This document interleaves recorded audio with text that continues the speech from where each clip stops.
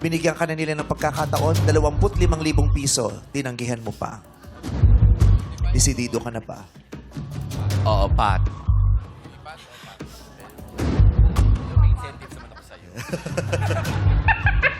Sira ulo.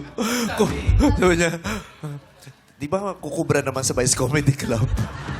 Ibabawas mo pa sa Vice Comedy Club nung ibibigay mo sa kanya. Wala ka pang sweldo. May Christmas party pa tayo sa Manager! Hindi ka pa, wala ka pang incentive. Manager yan, manager. So, are you ready? Ready. Go.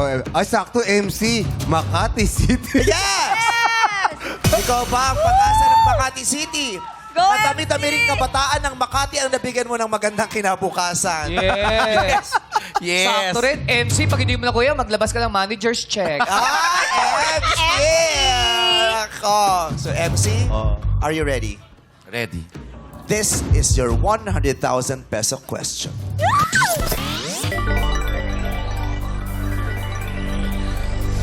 No coaching, please. MC, tignan mo si Oye. Halaka, MC. Umiiyak. No, MC.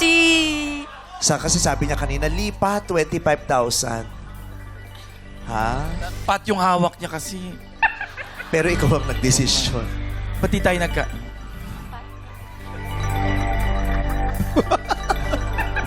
Ano sabi mo? ako. Ang larong ito ay para kay Oyeng. Sagutin mo lang ng tama. 100,000 pesos ang iuwi ni Oyeng. I will say the question twice. 5 seconds to answer. Antayin mong hudyat ko bago ka sumagot. Dahil kung hindi, sasampaling kita. Ay, sorry. Walang May ganun. intrusive thoughts.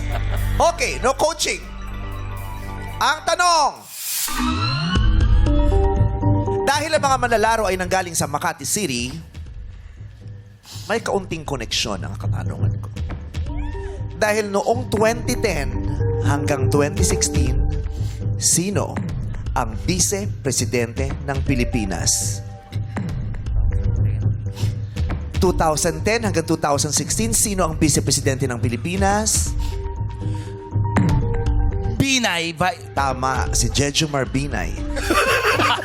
Excited na siya, ma! Kala na yun na. Pinabuelo mo pa ako. Akala...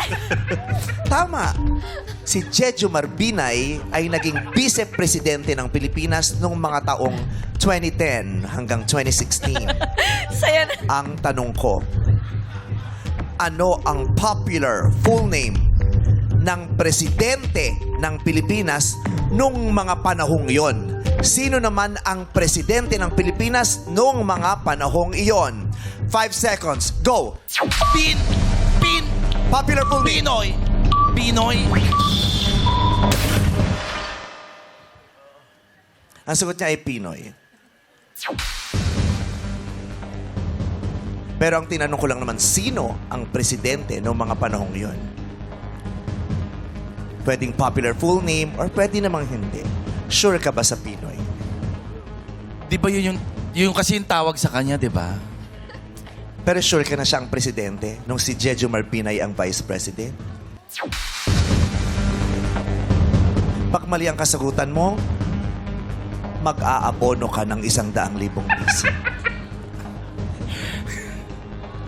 Hindi ko pa ma-observe yung aabono. Ate, Oyeng. Alam mo naman na si Jeju Marbinay ay naging vice-presidente, tama? Opo. Nung nakaupo siyang vice-presidente, alam mo ba kung sino ang presidente nun?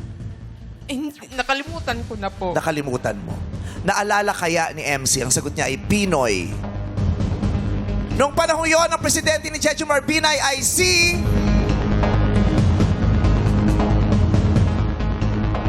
Noynoy Aquino or Pinoy. Binilig sinyo ng